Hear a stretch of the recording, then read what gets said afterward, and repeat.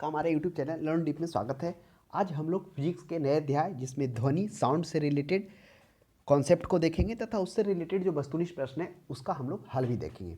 तो पहला प्रश्न इससे रिलेटेड है, हम लोग देखेंगे ध्वनि तरंग की प्रकृति क्या होती है। पहला है अनुप्रस्थ, अनुदैर्घ्य, अप्रगामी और विद्युत चुंबकीय। तो पहले हम लोग समझते हैं कि ध्वनि तरंग यानी कि तरंग क्या होता है, उसे हम लोग पहले समझते हैं कि देखिए तरंग क्या है। तरंग एक प्रकार का विक्षोभ है यानी डिस्टर्बेंस है।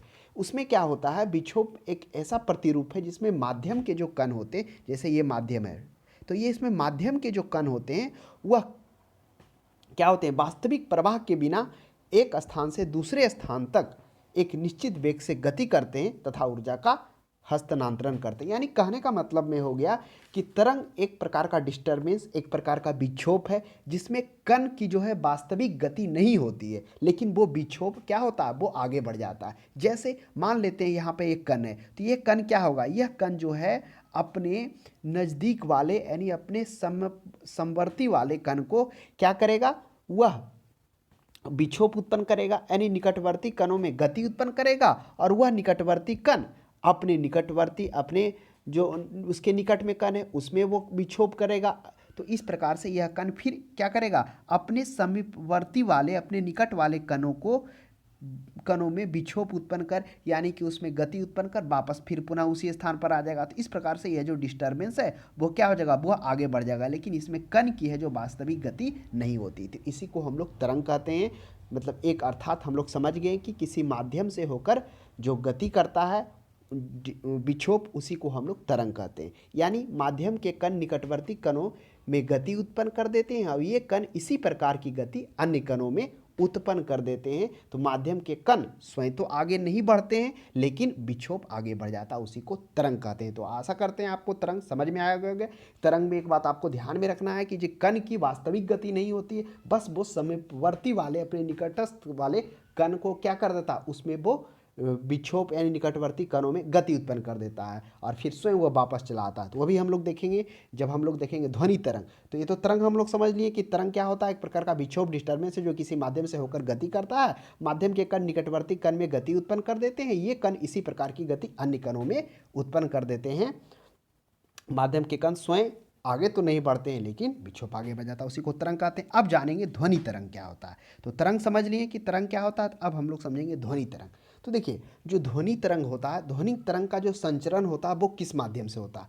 तो इससे पहले ध्वनि तरंग को समझने से पहले हम लोग को समझना होगा कि जो तरंगे होते हैं वो मुख्यतः दो प्रकार के होते हैं, एक अनुप्रस्थ तरंग होते हैं और एक अनुदैर्घ्य तरंग होते हैं। जो तरंग होते हैं तो अनुप्रस्थ तरंग में क्या होता है और अनुदैर्घ्य तरंग में क्या होता है, ये हम लोग समझेंगे। अनुप्रस्थ कण होता है कि जो माध्यम के कण होते हैं उसमें तरंग संचरण, जैसे मान लेते हैं ये माध्यम हो गया, ये तरंग संचरण, एक फिर से अच्छा से ले लेते हैं, ये तरंग संचरण, ये तरंग संचरण एक्स डैश और ये वाई हो गया। तो एक्स जो है तरंग संचरण की दिशा है, तो इसमें माध्यम के जो कण होते हैं वह क्या होते हैं, जो संचरण का जो इनका प्रकृति होता है वह क्या होता है, वह उसके लंबवत होता है। किसके लंबवत, वह तरंग संचरण की दिशा के लंबवत होता है। इसी को कहते हैं अनुप्रस्थ तरंग। यानी कि किसी माध्यम में यांत्रिक तरंग में संचरण होने पर, जब यांत्रिक तरंग, जैसे ये यांत्रिक तरंग हो गया, अब आपके माइंड में उठा हुआ यांत्रिक क्या होता है, तो ये देखिए यांत्रिक जो है तो तरंग के जो प्रकार है ना, उस प्रकार में अगर आप देखेंगे तो उसी प्रकार में से जो आता है वो यांत्रिक तरंग आता है, जो माध्यम के आधार पर जब डिवाइड किया था। तो वही जो होता है, अभी हम लोग देखें अनुप्रस्थ तरंग देखे थे, जब किसी माध्यम में यांत्रिक तरंगों में संचरण होने पर माध्यम के कण, तो यांत्रिक तरंग में संचरण होने पर माध्यम के कण वो क्या होते हैं, तरंग संचरण। तो तरंग संचरण की दिशा एक्स डैश है, तो इस पर क्या हो जाता है, वह लंबवत सरल रेखीय में गति करती है। इस प्रकार से लंबवत होता है, इस प्रकार से लंबवत होता है। तरंग संचरण की दिशा की ओर क्या है, लंबवत है और सरल रेखीय में गति कर रहा है, उसको अनुप्रस्थ तरंग कहते हैं। और अनुदैर्घ्य तरंग को क्या होते हैं, अनुदैर्घ्य तरंग में किसी माध्यम में जो तरंग संचरण होता है उसमें क्या हो जाता है, माध्यम के जो कण यानी जो माध्यम के कण है, जैसे मान लेते हैं ये माध्यम हो गया है ना, तो इसमें जो माध्यम, इसमें ये माध्यम के कण तरंग संचरण की दिशा के समानांतर गति करती, इसमें लंबवत नहीं होता, किसमें, अनुदैर्घ्य तरंग में। और अनुप्रस्थ में क्या होता है, वो लंबवत होता है और एक सरल रेखीय लंबवत, जैसे ये माध्यम, जैसे यहाँ माध्यम गया ये इसके तरंग संचरण के लंबवत हुआ, इधर से जब ये इधर मुड़ा तो ये तरंग संचरण के, तो अनुप्रस्थ है, लेकिन अनुदैर्घ्य में लंबवत नहीं होता है। तो यानी कि इसमें क्या होता है, माध्यम के जो कण होते हैं वह तरंग संचरण की दिशा के क्या होते हैं, उसी दिशा में गति करते हैं जिस दिशा में वो करते हैं, यानी कह सकते हैं आप उसके कि उसके समानांतर होते हैं। तो माध्यम के कण क्या होते हैं, तरंग संचरण, यानी जो तरंग का संचरण होता है उसी की दिशा में वो गति करते हैं। तो उसी को क्या कहते हैं, अनुदैर्घ्य तरंग कहते हैं। तो ध्वनि एक प्रकार क्या क्या है, वह अनुदैर्घ्य तरंग है। तो अनुदैर्घ्य तरंग कैसे है, तो समझिए। अब हम लोग समझेंगे तो अनुदैर्घ्य और अनुप्रस्थ, तो समझ लें कि अनुदैर्घ्य और अनुप्रस्थ क्या होता है। अनुदैर्घ्य में हो जाता है कि माध्यम में तरंगों का जो संचरण होता है, संचरण होने पर माध्यम के कण तरंग की गति की दिशा में ही गति करता है। यानी जो माध्यम के कण होते हैं इसमें तरंग संचरण की दिशा, जैसे तरंग संचरण की दिशा है तो उसी दिशा में वो गति करते हैं, अर्थात समानांतर होते हैं। तो ध्वनि में क्या हो जाता है, ध्वनि का संचरण कैसे होता है, तो वैसे हम लोग समझते हैं। हम जानते हैं कि ध्वनि कंपन करती है, वस्तु द्वारा उत्पन्न होती है, कोई भी द्रव पदार्थ जिससे होकर वह जब संचारित होती है, क्योंकि ध्वनि को क्या होना, ध्वनि को गुजरने के लिए, पास होने के लिए संचरण की आवश्यकता होती है। संचरण यानी माध्यम की आवश्यकता हो, चाहे वो ठोस हो, द्रव हो या जल हो, उसको माध्यम की आवश्यकता होती है। इसी के कारण वायुमंडल में आप चंद्रमा पर आवाज़ करेंगे तो सुनाई नहीं देगा, क्योंकि वहाँ पर क्या है, माध्यम नहीं है। माध्यम जो भी हो गया, जल हो गया, द्रव हो गया, ठोस हो गया, ये हो गया। तो स्रोतों से उत्पन्न होकर जब वो किसी स्रोत से ध्वनि उत्पन्न होती है तो सुनने वाले तक किसी माध्यम से होकर गुजरती है। जैसे मान लेते हैं कि ध्वनि यहाँ से उत्पन्न हुआ, आप दो वस्तु को टकराएं, यहाँ पर क्या है, ये हमारा कान है, तो क्या हो जाता है, तो स्रोत से उत्पन्न होकर ध्वनि सुनने वाले तक किस माध्यम से होकर पहुँचती है, जब तक कोई वस्तु कंपन करती है। जब तक कोई वस्तु कंपन कर रहा है तब तक वह माध्यम से उत्पन्न होकर वह कानों तक पहुंचती है। इसमें क्या होता है, जो ये कण होते हैं कंपनमान, जो वस्तु से, जो कंपन किया वस्तु से, वहाँ कंपनमान वस्तु से हमारे कानों तक स्वयं गति कर नहीं पहुँचते हैं। यानी कण होता है जो स्वयं गति नहीं करता। ये तरंग में भी हम लोग देखने कि एक प्रकार का डिस्टर्बेंस है, जो क्या होता है, जो अपने समवर्ती कणों को क्या करता है, गति करके स्वयं वो वापस अपने स्थान पर चलाता है। तो ये डिस्टर्बेंस क्या होता है, वो आगे बढ़ जाता है, लेकिन कण की वास्तविक गति नहीं होती। तो यहाँ भी वही समझेंगे। तो यहाँ पर जहाँ से ये उत्पन्न हुआ, क्या ध्वनि उत्पन्न हुआ, तो वो क्या हो गया, कंपनमान वस्तु से हमारे कानों तक स्वयं गति करके तो पहुँचती नहीं है। सबसे पहले कंपनमान वस्तु क्या कहती है, सबसे पहले कंपनमान वस्तु के संपर्क में रहने वाले माध्यम के कण, जो जैसे मान लेते हैं यहाँ कंपनमान वस्तु है, तो इस माध्यम में रहने वाले जो कण हैं अपनी संतुलित अवस्था से विस्थापित होते हैं। जैसे ये यहाँ पर ये कण है तो ये संतुलित अवस्था से विस्थापित होते हैं, और ये अपने समीप के कण, जैसे यहाँ पर ये समीप का कण दूसरा हो गया, तो समीप के कण पर एक बल लगाते हैं, और जिसके फलस्वरूप निकटवर्ती कण फिर अपनी विरामावस्था से विस्थापित हो जाता है। तो जैसे ये कण क्या था, यह जो कण था विरामावस्था में था, यानी जो संतुलित अवस्था में था, तो ये कंपन से क्या हो गया, ये इसमें विस्थापन हुआ, तो वह समीप वाले कण पर वह जो विस्थापित था वह क्या किया, उन कणों पर उसको विस्थापित कर दिया। तो ये अपनी विरामावस्था से विस्थापित हो गया। फिर निकटवर्ती कण को विस्थापित करने के पश्चात, जैसे निकटवर्ती कण को विस्थापित किया, फिर वो वापस क्या हो गया, विस्थापित करने के पश्चात प्रारंभिक कण अपनी मूल स्थिति में, अवस्थाओं में वापस आ जाता है।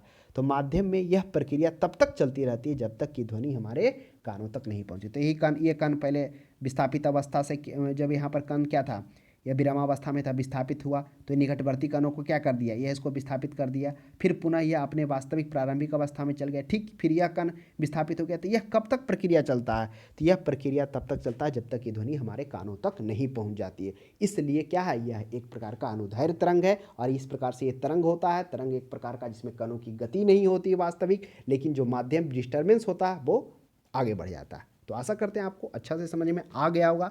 अगर इससे रिलेटेड कुछ क्यूरी हो तो बिल्कुल आप सजेस्ट कर सकते हैं, कमेंट बॉक्स में लिख सकते हैं। नेक्स्ट 2 में देखिए, निम्नलिखित में से कौन सा कथन ध्वनि तरंगों के लिए सत्य है। अब कह रहा कौन सा कथन ध्वनि तरंगों के लिए, देखिए हमने ऊपर 2 चीज़ पर विशेष गौर किया, अनुप्रस्थ, अनुदैर्घ्य और ध्वनि तरंग। इन चीज़ों को समझा क्योंकि पूरा कॉन्सेप्ट इसी पे है, ध्वनि से रिलेटेड चैप्टर है, और वो आपको बार बार समझने में आपको महत्व करेगा। अगर आप समझ गए कि ध्वनि तरंग किस प्रकार से हो रहा है, कि तरंग का जो संचरण कोई भी वस्तु में जब ध्वनि उत्पन्न हो रहा है तो कंपन के कारण, यानी कंपनमान वस्तु है जो क्या कर रहा है, वह जब माध्यम में आ रहा है तो माध्यम के जो कण हैं जो क्या हैं, स्थापित हैं, वह क्या हो रहे हैं, जो एक तरह से विरामावस्था में हैं, तो वह क्या हो रहे हैं, उसमें विक्षोभ हो रहा है, यानी वह विस्थापित हो रहे हैं।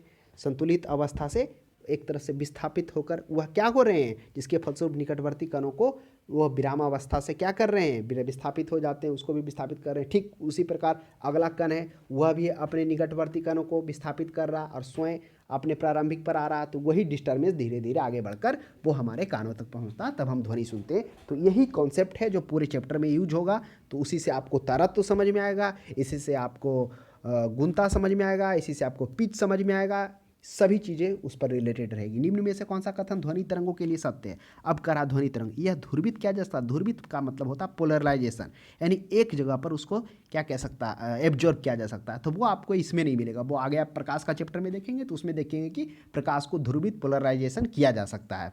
नेक्स्ट देखिए, यह निर्वात में चल सकती है। अभी हम चर्चा किए थे कि ध्वनि को चलने के लिए माध्यम की आवश्यकता होती है। माध्यम में ठोस, द्रव, गैस, इन चीज़ों का होना आवश्यक है।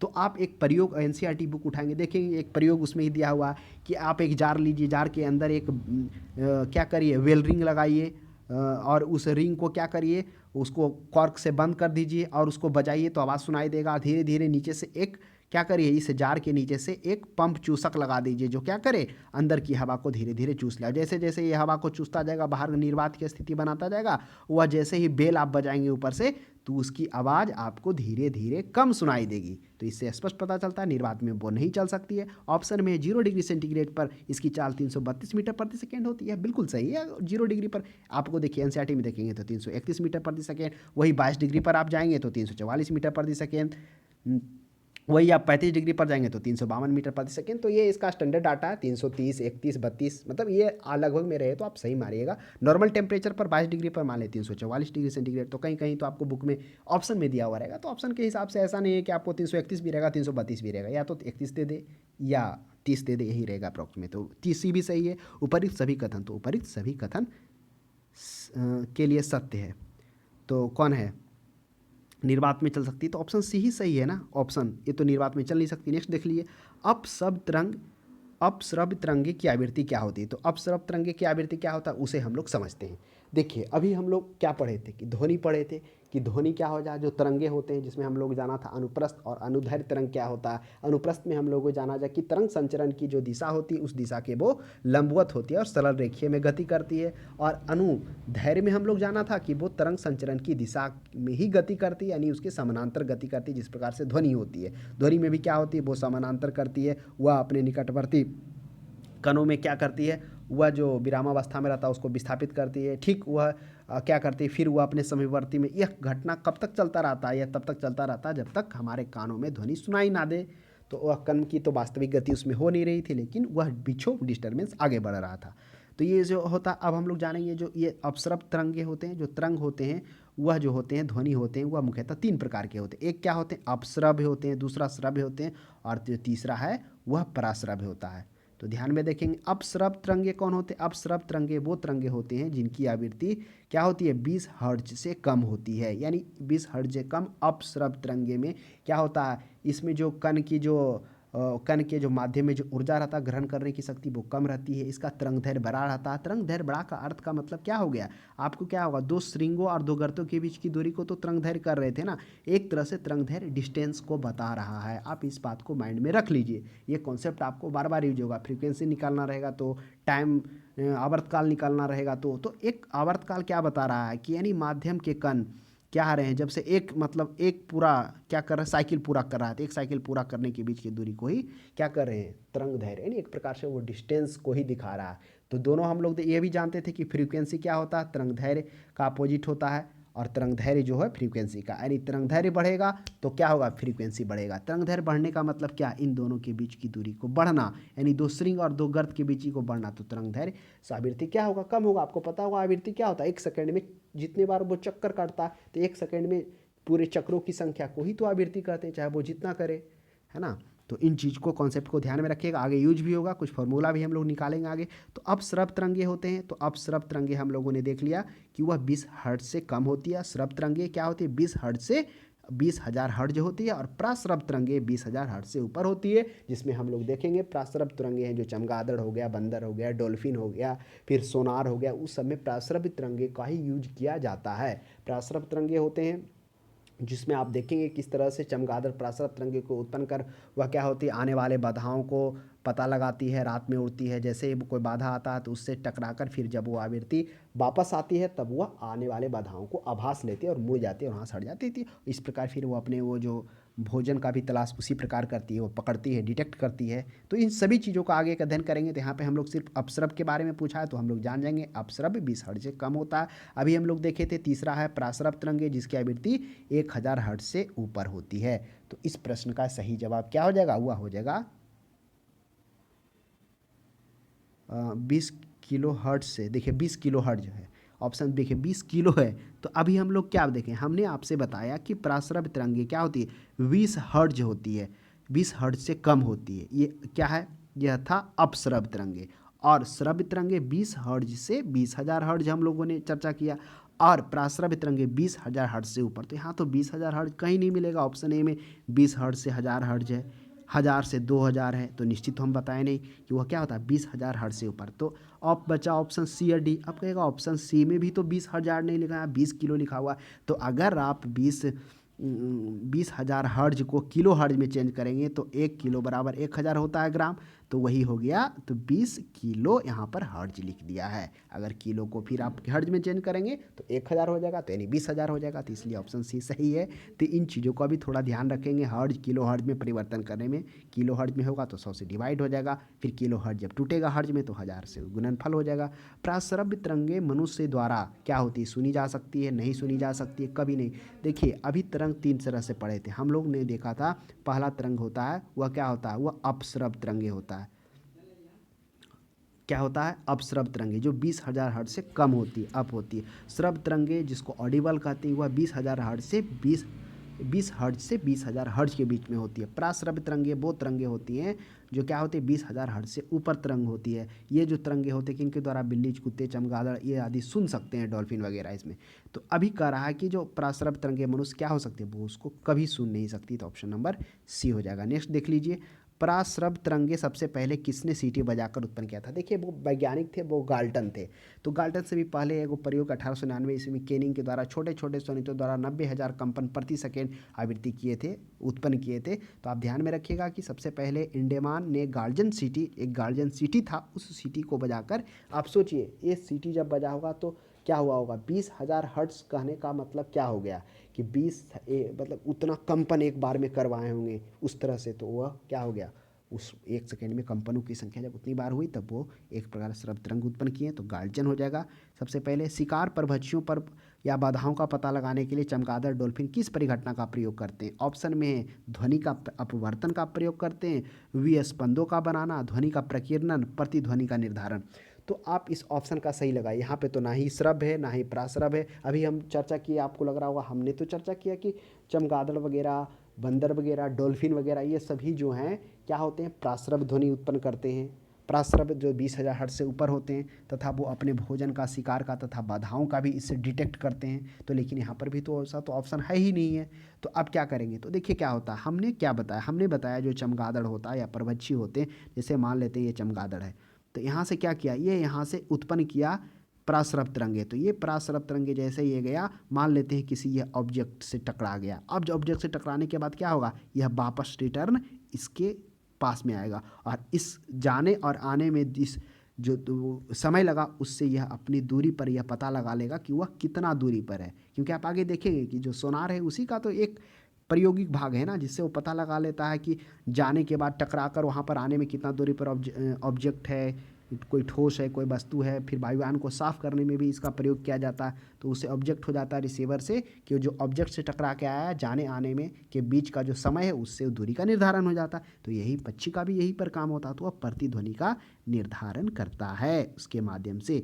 तो इस तरह से थोड़ा क्लियर होना चाहिए कॉन्सेप्ट, ताकि आपको दिक्कत नहीं हो कुछ भी पूछे। नेक्स्ट 8 में देखिए, कीड़ों या तथा हानि पहुंचाने वाले तत्वों को घरों से दूर भगाने के लिए प्रयोग लिया जाता है। तो कीड़ों को हानि के बचाने के लिए, देखिए कीड़ों तथा हानि से पहुंचाने वाले तत्वों को घरों से भगाने के लिए वह क्या कहता है, अल्ट्रासोनिक। अल्ट्रासोनिक मैंने प्रासरब तरंगे, इसी का प्रयोग किया जाता है। है ना, उस एक प्रकार का उसमें ये मतलब आवृत्ति इस तरह से उत्पन्न किया जाता है कि वो क्या कर सके, उसको दूर कर सके, अल्ट्रासोनिक वेव। तो वही हो जाता है इसका हिंदी अल्ट्रासोनिक। इंफ्रारेड की अवरक्त किरण हो गया, तो आपको पता होगा, तो अवरक्त किरण तो जो गर्म वस्तुएं होती है, जिस प्रकार से हम लोगों ने देखा था कि हमारा जो पृथ्वी है गर्म होकर वह भी अवरक्त किरणें प्रसारित करते हैं। आयरन हो गया, जो भी हीटिंग हो गया, ओवन हो गया, ये सभी से अवरक्त किरण करती है। तो 8वां में जो प्रश्न है वह हो जाएगा अल्ट्रासोनिक प्रासरभ तरंग कीड़ों को भगाने में कीड़ों तथा हानि पहुंचाने वाले तत्वों को दूर भगाने के लिए। देखिए, आपको पता होगा कि इस प्रकार के बहुत सारे मार्केट में आप जाते होंगे या फिर गलियों में बहुत सारे बेचने वाले ऐसा होता होंगे कि मात्र इतने रुपये में घड़ों से छिपकली भगाइए, कॉकरोच हटाइए। लेकिन बाकी में वो उतना सक्सेसफुल मशीन नहीं होता था जिससे अल्ट्रा वाई सोनिक तरंग निकलता था। नहीं, उस प्रकार जैसे उसको आप बिजली में डालेंगे तो ट्र इस तरह से आवाज़ निकलेगा। तो वह जो क्या होता है, वह अल्ट्रासोनिक वेव निकाल रहा है। अल्ट्रासोनिक वेव कहने का मतलब वह प्रासरभ तरंग निकाल रहा है, यानी 20,000 हर्ट्ज से ऊपर का वो क्या कर रहा है, उत्पन्न कर रहा है। यानी कहने का मतलब उसकी आवृत्ति काफ़ी ज़्यादा है।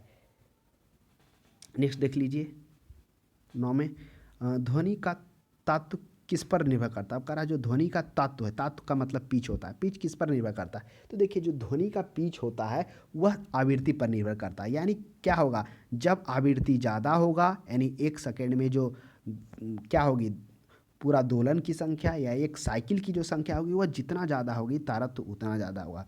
इसी के कारण पुरुषों की तुलना में महिलाएं की आवाज़ आपको सुरीली देखने को मिलेगी। उसी के तुलना में वयस्क के तुलना में बच्चों का आवाज़ काफ़ी सुरीला, काफ़ी मतलब अच्छा दिखने सुनने को लगेगा। तो ये पिच का कमाल होता है। पिच में क्या हो जाता है कि उसकी अगर आवृत्ति बढ़ जाती है तो पिच भी बढ़ जाता है। तो इन चीज़ों को ध्यान में रखिएगा। आगे इसकी चर्चा हम लोग विस्तार से करेंगे, जिसमें हम लोग जानेंगे, क्या जानेंगे कि किस प्रकार से आयाम जब क्या हो, कम हो, और अगर यही आयाम ज़्यादा हो तब आवाज़ पर क्या प्रभाव पड़ता है। वही फिर आगे जानेंगे कि अगर आवृत्ति कम हो, अगर आवृत्ति ज़्यादा हो तो वह क्या करता है, किन किन बातों पे इफ़ेक्ट करता है, किन किन चीज़ों को इफ़ेक्ट करता है, उसकी अध्ययन हम लोग करेंगे। तो इतना हम यहाँ पर जब फिगर बनाया चर्चा कर देते हैं। आयाम अगर कम अधिक रहेगा तो वह आवाज़ की प्रबलता तथा मृत्यु को दर्शाएगा। अगर आवृत्ति ज़्यादा या कम रहेगा तो वह क्या बताएगा, वह जो है तारत्व को बताएगा। नेक्स्ट देखिए 8 में हम लोग 9 में करते हैं विमानों के आंतरिक भागों की सफाई में किसका उपयोग किया जाता है। तो प्रासरभ तरंग का उपयोग किया जाता है। एक प्रकार प्रासरभ तरंग होता है जो वह जब मान लेते हैं ये मशीन है, इस मशीन से प्रासरभ तरंग, जो कोई ऑब्जेक्ट है जब उस ऑब्जेक्ट से क्या हो गया, टकराकर वापस आया, तो उस जाने और वापस आने में, यानी रिसीवर जब वापस आएगा इस प्रकार से वही तरंग जो जा रहा है तो उस रिसीवर के द्वारा डिटेक्ट कर लेगा, जाने तथा आने के बीच की दूरी से वह मापन कर लेगा कितने डिस्टेंस पर है। तो वही करा विमानों के आंतरिक सफाई के लिए प्रासरभ तरंगे का प्रयोग किया जाता है। नेक्स्ट 11 में देख लिए 20 हर्ट्ज से 20,000 हर्ट्ज की बारंबारता की ध्वनि निम्नलिखित में से क्या। अभी हमने चर्चा किया ना कि एक हर्ट्ज क्या है, आवृत्ति बता रहा। आवृत्ति क्या है, 1 सेकेंड में क्या है, टोटल साइकिलों की संख्या। तो 1 सेकेंड में क्या हो रहा है, सोचिए इतना बार साइकिलिंग हो रहा है, तो वही बारंबारता है। तो क्या है, 20 हर्ट्ज से 20 हर्ट्ज वो ऑडिबल ध्वनि श्रव्य को कहते हैं। प्रासरभ जो 20,000 हर्ट्ज से ऊपर होता है और जो 20 हर्ट्ज से नीचे होता है उसको हम लोग अपश्रव तरंग कहते हैं, जिसमें क्या होता है, ऊर्जा कम होता है, तरंग दैर्घ्य उसका ज़्यादा होता है। जैसे ही आवृत्ति कम हुआ तो हमने एक बात आपको समझाया है कि क्या है, फ्रीक्वेंसी और आवृत्ति ये दोनों का अनुक्रमानुपाती है, व्युत्क्रमानुपाती है, अनुक्रमानुपाती नहीं। यानी फ्रीक्वेंसी क्या है, अपोजिट है आवर्तकाल का, और आवर्तकाल अपोजिट है फ्रीक्वेंसी का। आगे देखिए, आ गया, देखिए इसमें भी यही यूज होगा। ऑप्शन में क्वेश्चन करा तरंग का वेग भी आवृत्ति यन तरंग दैर्घ्य लेमडा में संबंध दिया गया है। तो संबंध दिया गया है तो आपको बताना है इस चारों ऑप्शन में कौन सा संबंध पर्याप्त है। तो देखिए तरंग भी और आवृत्ति यन, तो देखिए तरंग वेग क्या होता है, तरंग वेग ये समझेंगे, यानी वेग वही, अगर आप ठीक है तरंग भुला गए, वेग दे दिया तो वेग बराबर क्या होता है, वेग जो होता है दूरी बटे चाल हो जाता है। तो आप उसी आधार पर मान लेते हैं, अगर आप एट ए टाइम उस टाइम नहीं आया तरंग चाल, तो तरंग चाल क्या होता है, एकांक समय में चली गई दूरी को ही तरंग चाल कहते हैं। यानी एकांक समय में चली गई दूरी, तो दूरी क्या होगा, यहाँ पर दूरी हो जाएगा, वह हो जाएगा तरंग दैर्घ्य हो जाएगा। हमने ऊपर चर्चा किया ना कि एक तरह से डिस्टेंस दिखा रहा है। एकांक समय में यानी तरंग का वेग भी से दर्शा रहा है, तो एकांक समय में चली गई दूरी, यहाँ पर क्या हो रहा है, टी हो रहा है। तो v इक्वल टू लेमडा बटे टी, एकांक समय में क्या ऑप्शन में v equal to lambda by t है, तो कहीं ऑप्शन में नहीं दिख रहा है। तो अब हम क्या करेंगे, तो हमें यह पता होना चाहिए कि फ्रीक्वेंसी आवर्तकाल का व्युत्क्रमानुपाती होता है। तो टी को हम क्या लिख सकते हैं, 1/f लिख सकते हैं। और यही एफ जो फ्रीक्वेंसी है, तो यह ऊपर चला जाएगा तो भी बराबर क्या हो जाएगा, वह एफ लेमडा हो जाएगा। एफ आवृत्ति को दर्शा रहा है, तो क्या आवृत्ति के लिए यहाँ एफ का प्रयोग किया, तो नहीं, आवृत्ति के लिए कहा है कि आप एन का प्रयोग करिए। तो एफ की जगह पे एन देंगे, भी बराबर एन लेमडा। क्या ऑप्शन में है, कोई, बिल्कुल ऑप्शन ए में भी बराबर एन लेमडा है। नेक्स्ट देख लीजिए, चंद्रमा पर धरातल से दूर विस्फोट सुनाई नहीं पड़ता है। क्यों नहीं सुनाई पड़ता, अभी हमने चर्चा किया कि ध्वनि को संचरण होने के लिए माध्यम की आवश्यकता होती है, और वह माध्यम या तो ठोस होना चाहिए या द्रव या गैस। और चूंकि वायुमंडल जब है ही नहीं तो माध्यम कहाँ बनेगा, जब वायुमंडल है तब क्या हो रहा है, विभिन्न गैस क्या हो रहे हैं, उसमें रह रहे हैं, एक इन्वायरमेंट टेम्परेचर गर्म हो रहा है, एक अनुकूल वातावरण बन रहा है। जब वो है ही नहीं, माध्यम ही नहीं है, तो आप सोचना ही बेकार है कि वहाँ सुनाई देगा। तो ऑप्शन में हो जाएगा वायुमंडल की अनुपस्थिति के कारण। नेक्स्ट देख लीजिए, चमगादड़ अंधेरे में उड़ सकती है क्योंकि, अभी हमने चर्चा किया कि चमगादड़ क्या प्राश्रव्य तरंगे उत्पन्न करती है। जैसे ये चमगादड़ हो गया तो इसके द्वारा क्या होता है, एक प्राश्रव्य तरंगे उत्पन्न किया जाता है, और वह प्राश्रव्य तरंगे अंधेरे में उसे उड़ने में मदद करती है तथा अपने शिकारियों को पहचानने में भी मदद करती है। जहाँ से वह क्या हो गया, ऑब्जेक्ट को टकरा कर आ गया, फिर जब उसे रिसीव हो जाता है वह प्रतिध्वनि, तो उससे वो पता लगा लेती है कि कितना डिस्टेंस पर ऑब्जेक्ट है, बाधा है। तो अंधेरे में उसे साफ दिखाई देता है, ऐसा नहीं है। उनकी आंखें में प्यूपिल बहुत बड़ा, ऐसा भी नहीं। वे अति तीव्र ध्वनि तरंगे पैदा करती जो उसको नियंत्रण करती, यही सही है कि वे अति तीव्र ध्वनि तरंगे पैदा करती है जो उसका नियंत्रण करती है वो अपने अनुसार। नेक्स्ट आते हैं हम लोग, नेक्स्ट में आ जाइए, 15 में आ जाइए। 15 में कह रहा है चमगादड़ रात्रि में किसी वस्तु से बिना टकराए हुए उड़ सकते हैं। ऑप्शन में है कथन, कथन तो हम लोग देख लिए कि चमगादड़ रात्रि में बिना टकराए, और कारण में है कि चमगादड़ से इंफ्रासोनिक निकलती है। तो अभी आपको पता होना चाहिए कि थोड़ा इंग्लिश हिंदी भी, इंफ्रासोनिक यहाँ इंग्लिश में लिख दिया, इंफ्रासोनिक का हिंदी होता है अपश्रवित तरंगे, और जो अल्ट्रासोनिक होता है वह प्राश्रवित होते हैं। तो यह क्या अपश्रवित तरंगे उत्पन्न करता है, तो नहीं, यह प्राश्रवित तरंगे उत्पन्न करता है। अपश्रवित तरंगे तो 20,000 हर्ट्ज से नीचे होती है, जिस जो कहाँ सुनाई देती है, जो ये ध्वनि तरंगे मुख्यतः कहाँ होता है, जहाँ ज्वालामुखी आता है, भूकंप आता है, उन तरंगों में यह तरंग उत्पन्न होता है। तो ये तो सही है, लेकिन ये सही है, ये सही है, कहाँ गए, ये सही है, आर गलत है, ऑप्शन नंबर सी हो जाएगा। नेक्स्ट देख लीजिए, वायु में ध्वनि की चाल 332 मीटर प्रति सेकेंड है। यदि दाब बढ़ाया जाए तो दाब बढ़ाकर दुगना कर दिया ध्वनि की चाल पर क्या होगी। आपको ये पता होना चाहिए कि वायु का ताप नियत रहे तब ध्वनि की चाल पर दाब का कोई भी प्रभाव नहीं पड़ता। यानी जब ताप नियत हो तो हम दाब को अगर बढ़ाते हैं घटाते हैं तो प्रभाव नहीं पड़ता। हाँ, अगर ताप को बढ़ाएंगे तब क्या होगा, ध्वनि की चाल बढ़ेगा, ताप घटाएंगे तो घटेगा। तो यह ताप पर निर्भर करता है। तो क्या सभी माध्यम में ऐसा होता है, तो नहीं, ये वायु में होता है, अन्य माध्यमों में चेंज होगा। तो वायु की चाल क्या होता है, अभी हमने चर्चा किया कि 0 डिग्री पर 331 मीटर प्रति सेकेंड, नॉर्मल 22 डिग्री टेम्परेचर पर 344 मीटर प्रति सेकेंड। तो वही 331 मीटर प्रति सेकेंड वही है, 332 है, तो सही है, बिल्कुल है। नेक्स्ट देख लीजिए, तो क्या हो जाएगा, तो ऑप्शन वही हो जाएगा, ऑप्शन नंबर बी हो जाएगा कि कोई प्रभाव नहीं पड़ेगा दाब देने पे। हाँ, तापमान में परिवर्तन करेंगे तो प्रभाव पड़ेगा। क्यों, अगर आप 0 डिग्री पर यही देखेंगे ध्वनि की चाल 331, वही 22 डिग्री टेम्परेचर पर 344, और वही आप देखेंगे 35 डिग्री टेम्परेचर पर तो 352। तो इससे पता चल रहा है कि आप तापमान बढ़ा रहे हैं तो ध्वनि की जो तीव्रता है वो बढ़ रही है। नेक्स्ट, निम्न द्रव्यों में ध्वनि सबसे तेज चलती है। कह रहा है निम्न में से कौन से द्रव्यों में, द्रव्यों कहने का मतलब माध्यम में, किस में तेज यात्रा करेगा, स्टील में, वायु में, निर्वात में, जल में। तो सबसे ज़्यादा माध्यम ठोस में करता है। तो ठोस में भी सबसे ज़्यादा किस में, तो एल्युमिनियम में करता है। तो क्या ऑप्शन में एल्युमिनियम है, नहीं, एल्युमिनियम में 6420 मीटर प्रति सेकेंड से वो क्या करता है, वो गति करता है। तो एल्युमिनियम भी नहीं। सेकेंड नंबर पर कौन आता है, सेकेंड नंबर पर निकेल आता है। निकेल जो आता है 6040 मीटर प्रति सेकेंड पर करता है। तो क्या निकेल भी है, नहीं, तो एल्युमिनियम भी नहीं, निकेल भी नहीं। थर्ड नंबर पर आता है स्टील आता है। क्या स्टील है, स्टील में है 5960, तो स्टील हो जाएगा ऑप्शन में। स्टील के बाद कौन है, तो लोहा है। तो ये थोड़ा सा क्रम याद रखिएगा, हो सकता है आपको ज़्यादा डिटेल दे तो वह पूछ दे। नेक्स्ट 18 में देखिए, बादलों की बिजली की चमक काफ़ी समय बाद बादलों की गर्जन सुनाई देती है, इसका कारण क्या है। कह रहा है कि बादलों की बिजली की चमक, आपको पता होना चाहिए कि जो ध्वनि का वेग है प्रकाश के वेग से काफ़ी कम है, और वहीं प्रकाश का वेग ध्वनि के वेग से काफ़ी कम है। जहाँ 331 मीटर प्रति सेकेंड ध्वनि का वेग है, वहीं प्रकाश का देख लीजिए निर्वात में तो 3 लाख मीटर प्रति सेकेंड है, तो कई कई गुना ज़्यादा है। इसलिए जब बिजली चमकती है तो बिजली का प्रकाश पहले दिखाई देता है और उसकी आवाज़ बाद में सुनाई देती है। तो प्रकाश निर्वात में चाल चल सकता, प्रकाश की चाल ध्वनि की चाल से बहुत अधिक है। ऑप्शन नंबर डी बहुत अधिक है। 19 में देख लीजिए, वायु में ध्वनि का वेग होता है, तो वायु में ध्वनि का वेग हमने अभी चर्चा किया कि वही 331 रहे, 332 रहे, तो यही ऑपरेस में रहेगा, या 30, 31, 32, यही तीन चीज़ देखने को मिलेगा। तो ऑप्शन में 330 है। देखिए 330 के बाद 331 नहीं है ना, ऐसा नहीं देखने को मिलेगा। अगर आप एग्जैक्ट देखेंगे, एनसीईआरटी बुक उठाएंगे तो उसमें 331 लिखा हुआ है। नेक्स्ट देख लीजिए 20 में, किस माध्यम में ध्वनि सबसे तेज चलता है। तो अभी हमने चर्चा किया कि ध्वनि सबसे तेज ठोस माध्यम में चलता है। ठोस में से सबसे ज़्यादा एल्युमिनियम में था। एल्युमिनियम में कितना था, 6420 मीटर प्रति सेकेंड। एल्युमिनियम के बाद क्या था, निकेल था। निकेल में कितना था, 6040 मीटर सेकेंड। उसके बाद निकेल के बाद क्या था, स्टील था 5960। उसके बाद लोहा था 5950। नेक्स्ट 21 में देख लिए, ध्वनि का वेग भिन्न भिन्न माध्यम में क्या होता है।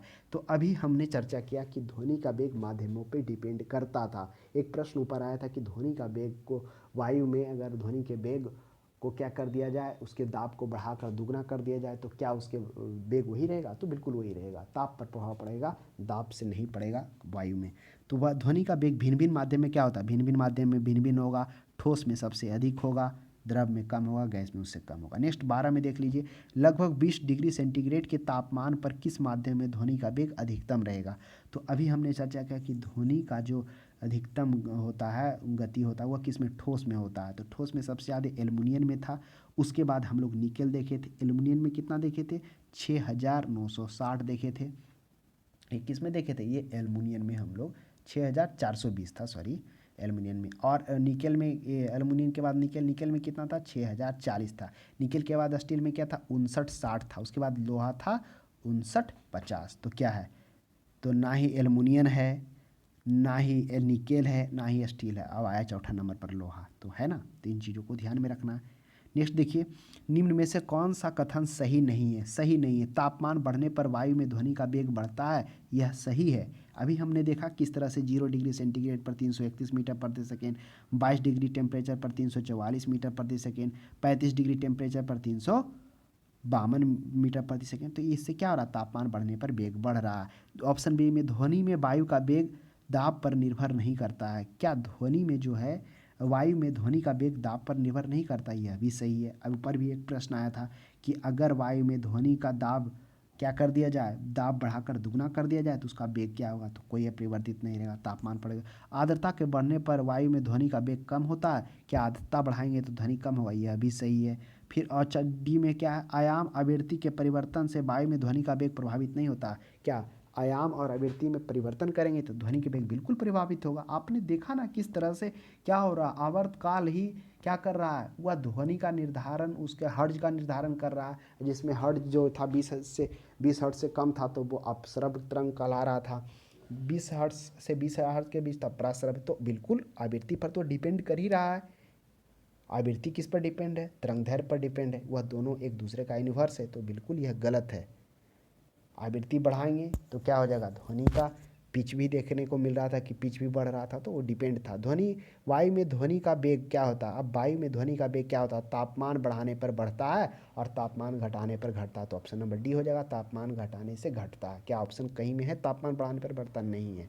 नेक्स्ट देख लिए 25 में, कथन करा। कथन करा, रेल इंजन से निकली गई भाप पहले दिखाई पड़ती है और सीटी बाद में सुनाई पड़ती है। कारण कह रहा है कि प्रकाश तरंगे की चाल की तुलना में ध्वनि तरंगे की चाल बहुत कम है। बिल्कुल सही बात है।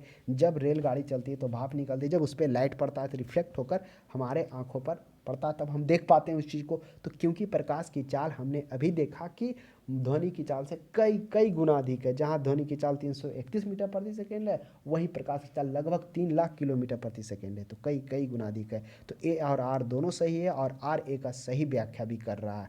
6 में आ जाइए, पराध्वनिक विमान उड़ते हैं। पराध्वनिक क्या होता है, आइए समझते हैं।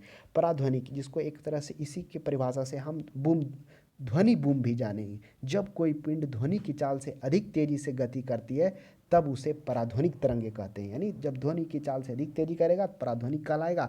अब आगे जानते हैं, जैसे गोली हो गया, वायुयान हो गया आदि, प्राय पराध्वनिक चाल से चलते हैं, ध्वनि के वेग से अत्यधिक देर से चलते हैं। और आपको यह भी हम लोगों ने पीछे चर्चा किया कि आखिर में जेट, जहाज, वायुयान जो होता है, मिसाइल होता है, जब उसको चलाता है तो वह कब जाएगा, फिर तो पृथ्वी के जो क्या गुरुत्वीय त्वरण है, उस त्वरण के वेग से जब ज़्यादा रहेगा तब वह पृथ्वी के कक्ष से बाहर जाएगा, जो क्या था 11.2 किलोमीटर प्रति सेकेंड था।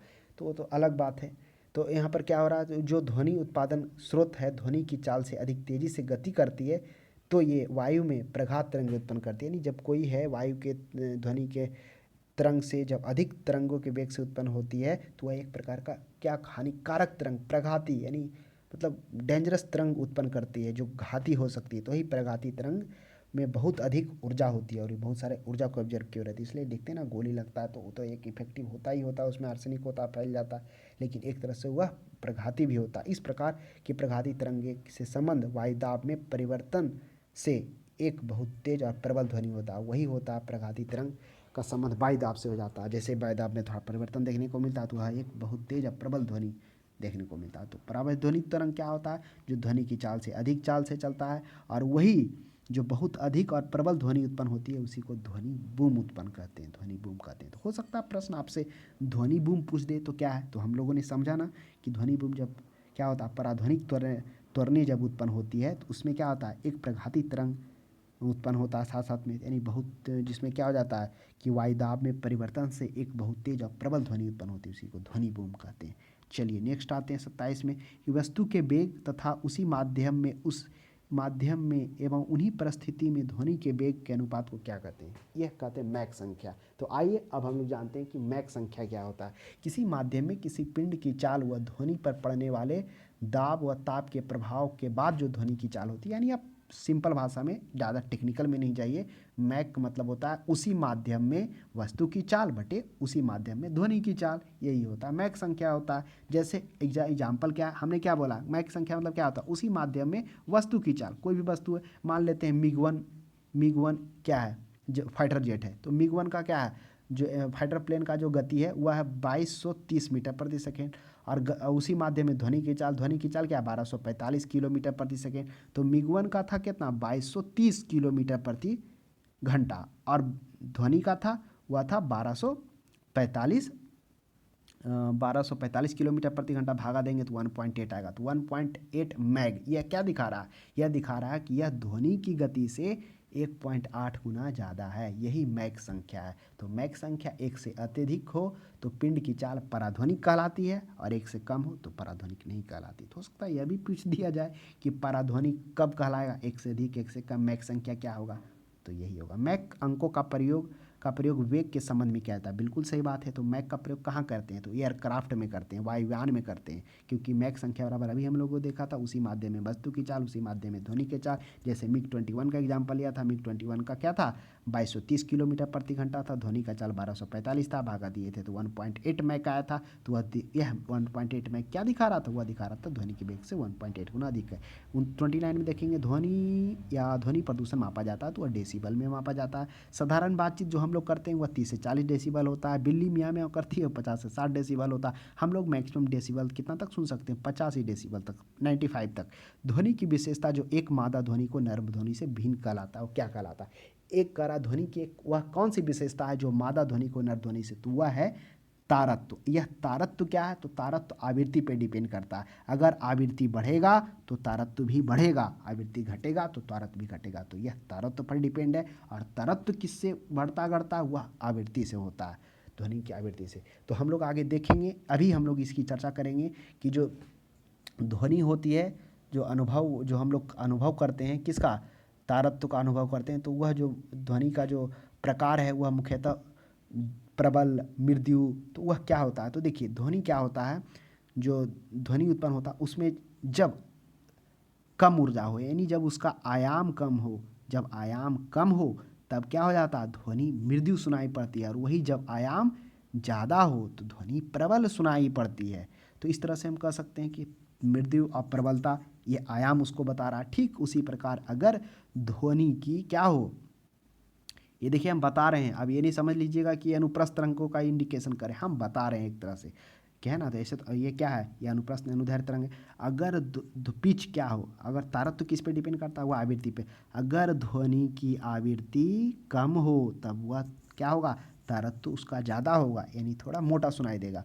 और जैसे ही आवृत्ति क्या हो, कम, आवृत्ति ज़्यादा हो, तो आवृत्ति ज़्यादा का मतलब साइकिलिंग ज़्यादा करेगा वही समय में, तो जब तारतम्य ज़्यादा हो, आवृत्ति ज़्यादा हो, तो तारतम्य क्या होगा, उसका ज़्यादा रहेगा, यानी उसके तीक्ष्ण आवाज़ सुनाई देगा। तो ये हम लोग को जाने। अब नेक्स्ट आइए 32 में कह रहा ध्वनि के किस लक्षण के कारण ध्वनि मोटी और पतली होती है। तो ध्वनि की तारतम्य के कारण, तारतम्य किस पे डिपेंड करता है, तारतम्य तरंगदैर्घ्य आवृत्ति पे डिपेंड करता है। जिसकी आवृत्ति ज़्यादा होगी तारतम्य भी ज़्यादा होगा, और इसी तारतम्य के कारण पुरुषों की तुलना में महिलाओं की आवाज़ अच्छी होती है, नेक्स्ट मतलब पतली होती है।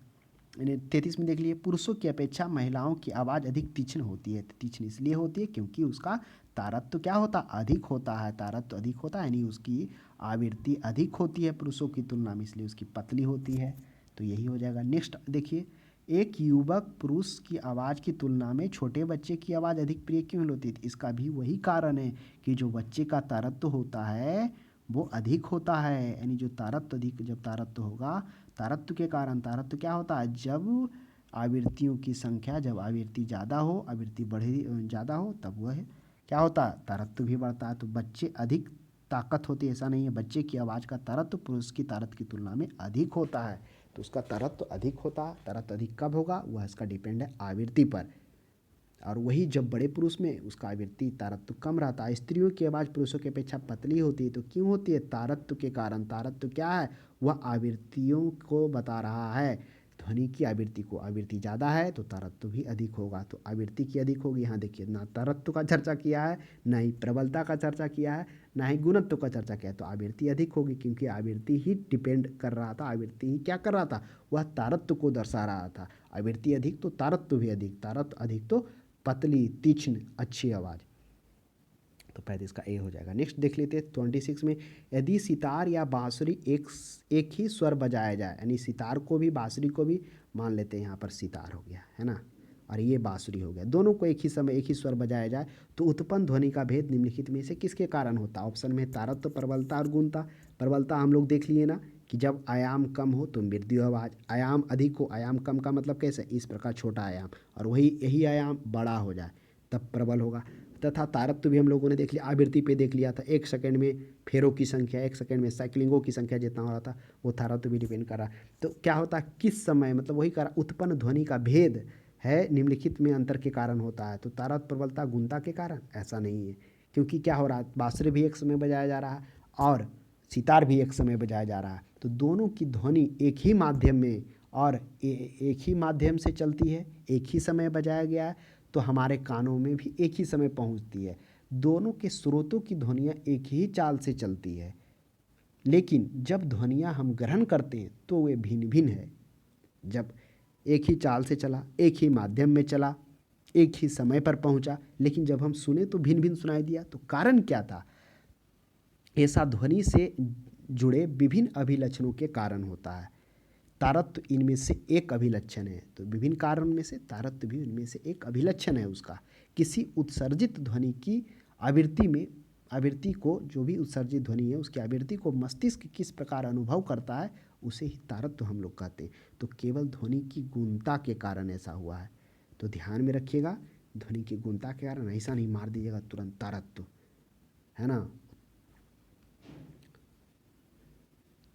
नेक्स्ट, निम्नलिखित में से कौन सा एक वायु में ध्वनि तरंगे द्वारा उत्पादित नहीं होता है। अब करा, निम्नलिखित में से कौन सा वायु में ध्वनि तरंगे द्वारा उत्पादन नहीं होता। ध्रुवन, विवर्तन। देखिए, ध्रुवन का मतलब पोलराइजेशन, यानी एक जगह उसको संकेंद्रण करना। तो ये प्रकाश की किरण होगा, देखेंगे प्रकाश की किरण, यह जैसे हम लोग जाने की ध्वनि क्या होती है, अनुदैर्घ्य होती है, वहीं अपोजिट प्रकाश अनुप्रस्थ तरंगे देखने को आपको मिलेगा, यानी वो लंबवत होती है तरंग संचरण की दिशा के, तथा वह उसका पोलराइजेशन भी किया जा सकता है, यानी उसको घुमाया भी जा सकता है।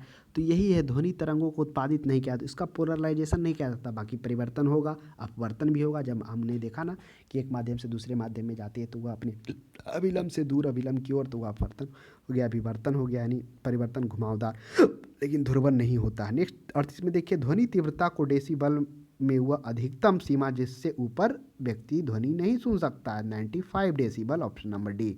निम्न में से किसके द्वारा सबसे अधिक ध्वनि उत्पन्न होता है। तो सबसे अधिक ध्वनि हवाई जहाज के उड़ने पर, क्योंकि अभी हमने देखा यह पाराध्वनिक उत्पन्न करता है। नेक्स्ट देख लिए 40 में, नज़दीक आती रेलगाड़ी की सीटी की आवाज़ बढ़ती जाती है, जबकि दूर जाने पर रेलगाड़ी के लिए यह घटना घटती जाती है। घटना क्या है? यह घटना डॉपलर प्रभाव है। डॉपलर प्रभाव क्या कहता है? यह बताता है कि जब स्रोत जहाँ से ध्वनि उत्पन्न हो रहा है, श्रोता जो सुन रहा है, दोनों के मध्य आपेक्षिक गति, जब आपेक्षिक गति हो तो तरंग की आवृत्ति बदल जाती है। जैसे जब कार पास आती है तो ध्वनि का पिच बढ़ जाता है। तो यही होता है इसमें, जब रेलगाड़ी नज़दीक आएगी पिच बढ़ जाएगा। पिच क्यों बढ़ेगा? अब आप कल्पना किए हैं, अभी आप कॉन्सेप्ट को याद करिए। शुरू वाला हमने देखा, जब ध्वनि स्रोत कंपन से उत्पन्न हो रहा था तो वह नज़दीक की कण को क्या कर रहा था? वह जो विरामावस्था में था उसको क्या कर रहा था? विस्थापित कर रहा था। और वह विस्थापित करने के बाद फिर स्वयं अपने स्थान पर आ रहा था। और वह जो कण है विस्थापित के बाद अन्य निकटवर्ती कणों को विस्थापित करना था। यह क्या हो रहा था? यह कण वास्तविक गति नहीं कर रही थी, लेकिन डिस्टर्बेंस वो आगे बढ़ता जा रहा था। तो जो नज़दीक है तो पिच अधिक हो रहा है नज़दीक के कारण, और जैसे ही दूर जा रहा था वो धीरे धीरे कमता जा रहा है। तो डॉपलर प्रभाव यही कह रहा है। चलिए नेक्स्ट में आते हैं हम लोग। डॉपलर प्रभाव देख लिए। 41 में आते हैं। चलिए 41 में कह रहा है, एक अंतरिक्ष यात्री अपने सहपाठी को चंद्रमा की सतह पर सुन नहीं सकता। क्यों नहीं सुन सकता? देखिए इसकी चर्चा हम लोग पहले भी किए कि एक अंतरिक्ष यात्री अपने सहपाठी को इसलिए नहीं सुनता क्योंकि इस ध्वनि को संचरण के लिए माध्यम की आवश्यकता होती है। माध्यम क्या हो? माध्यम ठोस, द्रव, गैस, वहाँ कोई माध्यम नहीं है। तो ध्वनि प्रसारित करने के लिए माध्यम नहीं है। ऑप्शन नंबर सी पर्याप्त है इसका। नेक्स्ट 42 में देखिए, कौन सी प्रक्रिया सूर्य और ध्वनि दोनों में घटित नहीं होती है? कौन सा ऐसा प्रक्रिया है जो प्रकाश और ध्वनि में नहीं घटे? क्या विवर्तन? बिल्कुल होता है। ध्वनि में भी किया जा सकता है विवर्तन, माने परिवर्तन करना, उसको चक्कर लगवाना इस तरह से। परावर्तन, बिल्कुल परावर्तन होता है, ध्वनि का भी होता है और प्रकाश भी का भी होता है। ध्रुवन, पोलराइजेशन, पोलराइजेशन दोनों में नहीं होता है। प्रकाश में होगा यानी पोलराइजेशन यानी एक करण केंद्रन, लेकिन ध्वनि में नहीं होगा। तो ऑप्शन नंबर सी ही पर्याप्त होगा। वर्तन तो दोनों में होगा। नेक्स्ट देखिए, चिल्लाते समय व्यक्ति हमेशा हथेली से मुंह समीप करके क्यों करता है? अब जैसे मान लेते हैं ये मुंह हो गया, तो यहाँ पर क्या हो रहा है? यहाँ पर हाथ रखकर, ऐसे रखकर हाथ क्यों बोलता है? इसलिए बोलता है ताकि क्या हो सके? ऑप्शन में उस स्थिति में ध्वनि ऊर्जा सिर्फ एक दिशा में इंगित हो। चलिए इसको रहने देते हैं। ध्वनि पूर्णतः ध्वनि की बढ़ जाती है। चलिए, ध्वनि स्वर का उतार चढ़ाव बढ़ जाता है? ऐसा नहीं है, उतार चढ़ाव बढ़ेगा क्यों? इस कार्यवाही पर ध्वनि पर कोई प्रभाव नहीं पड़ता। तो सी डी तो बिल्कुल रिमूव हो गया, बचा एक। तो इस स्थिति में ध्वनि ऊर्जा सिर्फ एक दिशा में इंगित होती है, यानी जो ध्वनि यहाँ से निकला वह सिर्फ, देखिए यहाँ पर ज़्यादा विक्षोभित नहीं होगा, क्योंकि जब अगर यहाँ पर हाथ नहीं लगाएगा तो क्या हो जाएगा? यह ऊपर भी जाएगा तो ऊपर के माध्यम के कण को भी डिस्टर्बेंस करेगा ना। लेकिन हाथ लगा लेने ध्वनि ऊर्जा सिर्फ एक दिशा में इंगित होती है, जिसके कारण वह दूर तक सुनाई पड़ती है। क्लियर? तो ऑप्शन नंबर ए हो जाएगा। 45 में देख लीजिए, डेसिबल का प्रयोग निम्नलिखित में से किसके मापन के लिए किया जाता है? तो डेसिबल का प्रयोग ध्वनि के तीव्रता के लिए, जिसमें से हम लोगों ने जाना आम बोलचाल में 30 से 40 डेसिबल, मैक्सिमम जो हम लोग सुन सकते हैं आवाज़ पर 95 डेसिबल। 45 में प्रतिध्वनि का कारण क्या है? तो प्रतिध्वनि का कारण क्या है? ध्वनि का प्रवर्तन है कि ध्वनि का अपवर्तन है कि ध्वनि का अपशोषण है? तो प्रतिध्वनि ध्वनि का प्रवर्तन है। तो यह भी जानेंगे कि जो ध्वनि का प्रवर्तन होता है वह कब और कितने समय में होता है? तो वह 1/10 सेकेंड के बराबर में होता है। यही ध्वनि का प्रवर्तन होता है। नेक्स्ट देखिए, स्पष्ट प्रतिध्वनि सुनने के लिए प्रवर्तन तल तथा ध्वनि स्रोत के बीच न्यूनतम दूरी कितना होना चाहिए? तो काफ़ी अच्छा प्रश्न है। तो कितना होना चाहिए? वह होना चाहिए 17 मीटर होना चाहिए। तो ध्यान में रखिएगा कि प्रतिध्वनि को स्पष्ट सुनने के लिए परावर्तक तल और ध्वनि श्रोता के बीच का जो दूरी होना चाहिए वह 17 मीटर होना चाहिए। समय अभी हम लोग 10 सेकेंड वाली चर्चा किए थे। रडार का कार्य प्रणाली निम्न सिद्धांत पर आधारित है। तो जो रडार है किस पर आधारित है? अब देखिए रडार क्या करता है? वह रेडियो तरंग पर आधारित है। रेडियो तरंग के परावर्तन पर, डॉपलर प्रभाव पर, यह रमन प्रभाव पर। तो इस प्रश्न का सही जवाब हो जाएगा वह रेडियो तरंग के परावर्तन पर रडार आधारित है ना। जो भी रडार होता है उसमें रेडियो तरंग होता है, उसके परावर्तन पर आधारित है। जैसे ही वो जब तरंग गुजर रही है, जब वहाँ विक्षोभ उत्पन्न हो जाता है तो उससे वो पता चलता है कि वहाँ पर कुछ ऑब्स्ट्रक्ट आया हुआ है।